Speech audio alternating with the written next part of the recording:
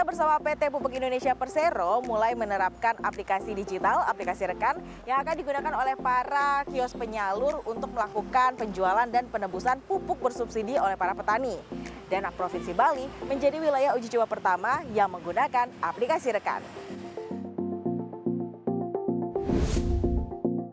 Direktur Transformasi Bisnis Pupuk Indonesia, Panji Winantea Ruki mengatakan, digitalisasi melalui aplikasi rekan ini memberikan kemudahan bagi banyak pihak, mulai dari kios pupuk, petani, dan pemerintah. Total ada lebih dari 28.000 kios yang bermitra dengan perseroan untuk menyalurkan pupuk bersubsidi.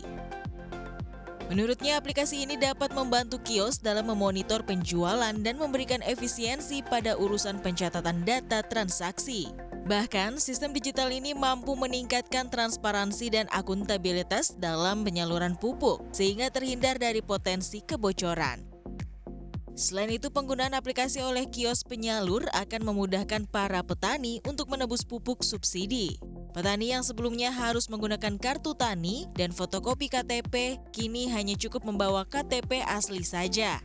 Terlebih, aplikasi rekan dapat dioperasikan secara offline atau tanpa harus terhubung dengan internet. Nah, buat pemerintah ini tujuannya adalah akuntabilitas dan transparansi. Nah, dia dengan data yang semua terekam secara digital dan terintegrasi dengan sistem-sistem pemerintah, baik itu RDKK maupun sistem Verval Kementan, maka transaksi ini semua bisa dilaporkan, bisa diawasi, dan juga bisa penyalurannya dapat diproses baik dari sisi pembayaran maupun penagihan pupuk subsidi dengan cepat. Jadi ini semua lebih efisien dari sisi pemerintah dan lebih governance-nya lebih terjaga. Nah, ini salah satu kios pupuk yang sudah bermitra dan menyalurkan pupuk subsidi untuk para petani. Nantinya para petani yang ingin menebus pupuk bersubsidi tinggal datang ke kios dan membawa nomor KTP atau KTP mereka. Karena nanti pihak kios dengan menggunakan aplikasi rekan ini tinggal scan saja KTP dari para petani tersebut dan datanya sudah tersedia otomatis sehingga para petani akan lebih mudah mendapatkan pupuk bersubsidi mereka. Deputi Kementerian Koordinator Perekonomian Musdalifah Mahmud mengatakan, pada tahun 2022 ini pemerintah telah mengalokasikan 25 triliun rupiah untuk kebutuhan pupuk bersubsidi yang menyasar 16 juta petani yang terdaftar dalam IRDKK atau Rencana Definitif Kebutuhan Kelompok. Dengan anggaran tersebut, pemerintah harus memastikan ketepatan penyaluran. Upaya digitalisasi dalam proses penyaluran pupuk subsidi juga telah direkomendasikan oleh Badan Pemeriksa Keuangan untuk menjaga akuntabilitas penggunaan anggaran subsidi. Nantinya, penebusan pupuk bersubsidi secara digital ini juga diharapkan dapat diintegrasikan dengan sistem pendataan petani yang dimiliki oleh Kementerian Pertanian.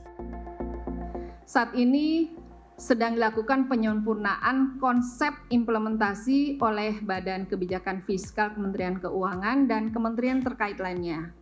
Ditargetkan skema ini dapat dilaksanakan di beberapa wilayah pilot akhir tahun 2022, Pak Eka, Bapak Ibu sekalian, dan target implementasi nanti tahun 2024.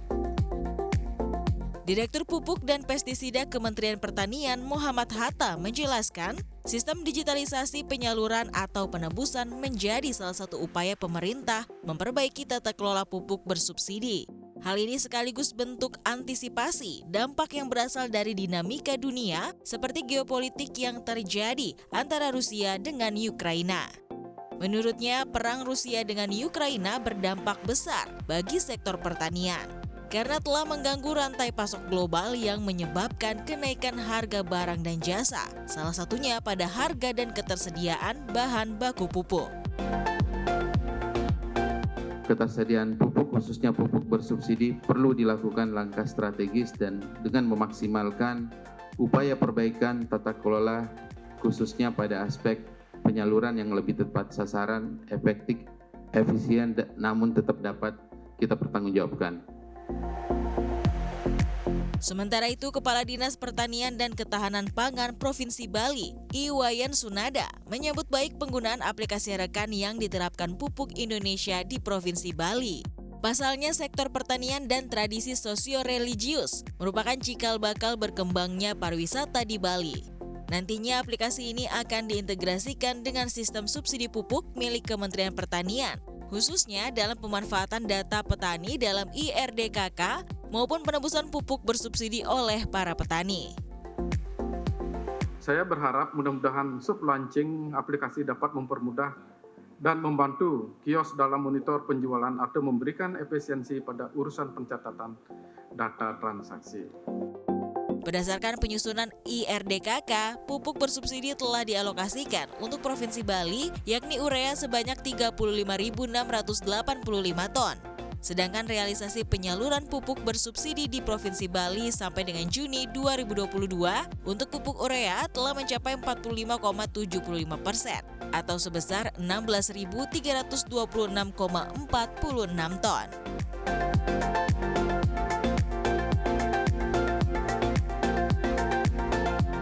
Dengan menggunakan aplikasi Rekan, rantai pasok pupuk bersubsidi dapat lebih dikontrol.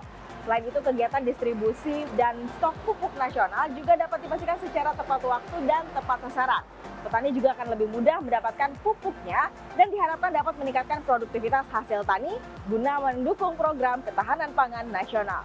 Dari Denpasar, Bali, Tim Liputan CNBC Indonesia.